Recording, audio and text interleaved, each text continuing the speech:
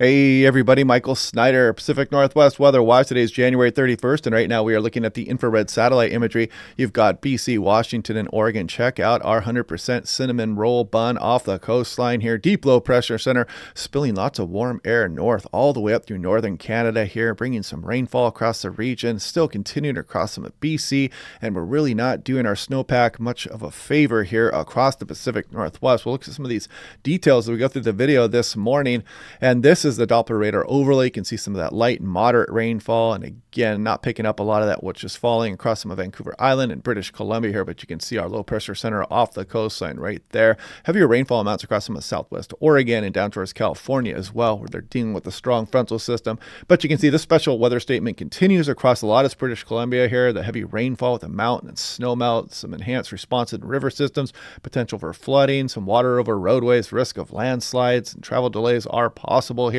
It just continues. I mean, I think the snowpack is like 36% across the entirety of British Columbia, and you can see why that is now. Look at this 850 millibar temperature here on the right. This is at 5,000 feet, and you can see the freezing level even at 5,000 feet is well north into northern Canada here, and you can see the anomaly there with the very warm air that's spread well northward here with this atmospheric river activity. There's cold air spilling down on the backside here, but it's not been able to make its way down into the Pacific Northwest just yet.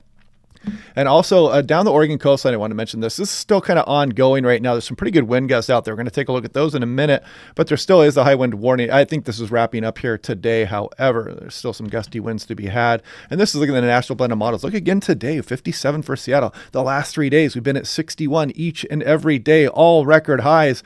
And again, a pretty warm day again today across the region. And you can see tomorrow, again, 57, 56 for Portland. And then we start the gradual cool down here as we head towards the weekend, but still not as cool as what it was looking like in previous days, although we do cool down British Columbia a bit here as well. Still not a great signal for snow building though in our future. And here goes Seattle again, 61, 61, and 61, the 28th, 29th, and the 30th. And the overnight lows were all 51 as well. Kind of a unique setup here. And all three of those are record highs. And we're going to get back, we're probably right back towards normal here for the month of January, even with that very cold air mass that moved down across the area. We had 2 days back to back with overnight lows at 15 degrees on the 12th and the 13th. Now looking at the European, there's that 962 millibar low spreading that precip back over the area. And this is a little bit deceiving looking because this is only at the highest elevations of British Columbia and some of the North Cascades there. So we can kind of continue that. We're not really building back the snowpack with any kind of vigor anyway. And then we got another powerful storm system into California that could spread some snow back up over Oregon, at least for a time. So we'll get a little bit of snow out of that maybe, and then across the Washington Cascades as we go through Monday night into Tuesday, and that system kicks through. But it's not really a great signal for big time snowmaking here across Pacific Northwest. This is Quileute, some gusty winds ongoing as we go through the day today. Then as that low pressure center continues to spin off the coastline, you can see some blustery winds on in through Thursday. But look at southwest and southern Oregon. I mean, look at some of these readings there. Onion Mountain, lookout 78.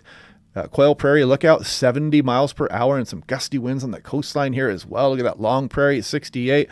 And look at this 86 mile per hour gust at Acorn Woman Peak. I don't know just exactly if that's going to be an official gust, but some impressive winds definitely showing up.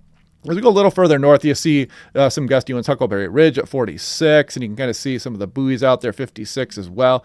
And what is this one? Greenwater, I believe. Yes, it is 45 miles per hour. And you go a little bit further north, and you can see some gusty winds along Vancouver Island, but nothing too crazy.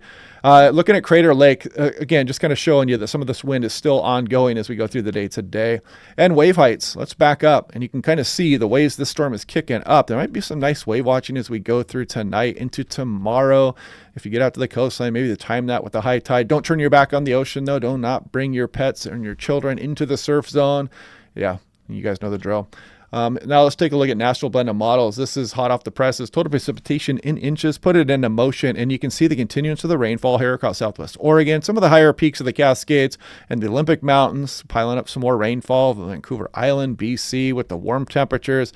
And again, not much of this is falling in the form of snow. And you'll notice for Seattle and Portland, we're not really bringing in big precipitation amounts. You'd think that atmospheric river streaming up over the area would bring bigger amounts, but it's just not doing it here. The warmer air is in place, though.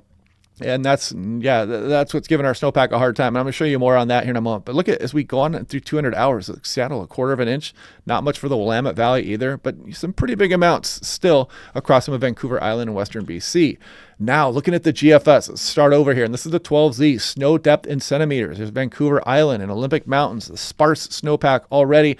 And we've already melted a lot of this. And look at this. We're just continuing this trend as we go through Thursday morning. We kind of start to level out here as we go towards the end of the week, but really not a great signal for rebuilding that snowpack anytime off into the future. I mean, if we scroll far enough out, you can see a little bit of that replenishment, but not much here. And we're quite a ways behind normal, especially across British Columbia. And this is from Brad on Twitter, I believe. Yeah, Brad 604. So check him out on Twitter. He goes up in the mountains in British Columbia a lot. He's been showing some of the, rather meager looking snowpack here across the area. And this is his Twitter handle there. So at Brad 604, give him a follow on there.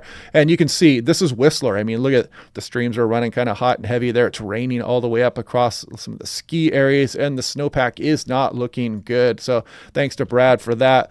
Now, taking a look at the Washington snow tell, look at the Olympic Mountains, only a third of the normal snow water equivalent, and much of the state is not doing too well, including the Cascades here.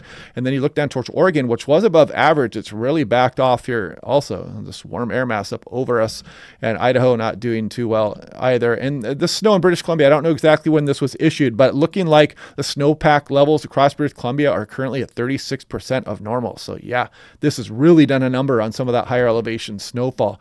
8 to 14 day. I mean, it shows cooler air here across much of the west, but that doesn't mean that we're going to be building up the snowpack too much. 8 to 14 day, kind of near normal, maybe Oregon, Idaho, and Montana, a little bit above. We'll see how that trends over the next few days. And if you want a nice affordable home weather station, click on that link down below to save 10% off. This haptic rain sensor here actually is in a learning process right now. They're still trying to figure out the algorithm. So if you turn on the smart function, it actually talks to other weather stations, even ones that aren't Tempest, and it kind of tries to fine tune its rainfall amounts. It's got an ultrasonic anemometer, and it's got a lightning detection system with it, no batteries, solar powered. Make sure you get that solar kind of pointed into the sun and out of the way of vegetation as well, so you can recharge that station on a daily basis. But yeah, click on that link down below to save 10% off with that. So yeah, we'll continue to watch this day by day, and hopefully we start to get some kind of signal in the pattern that we're going to bring some more snow back into our region, because it's going to be a tough summer if we really have these lower amounts across the higher terrain. We'll see how that goes. We still have time to build that back up. So anyway, hope you guys are liking these videos. We'll do this again tomorrow, and I will talk to you guys then.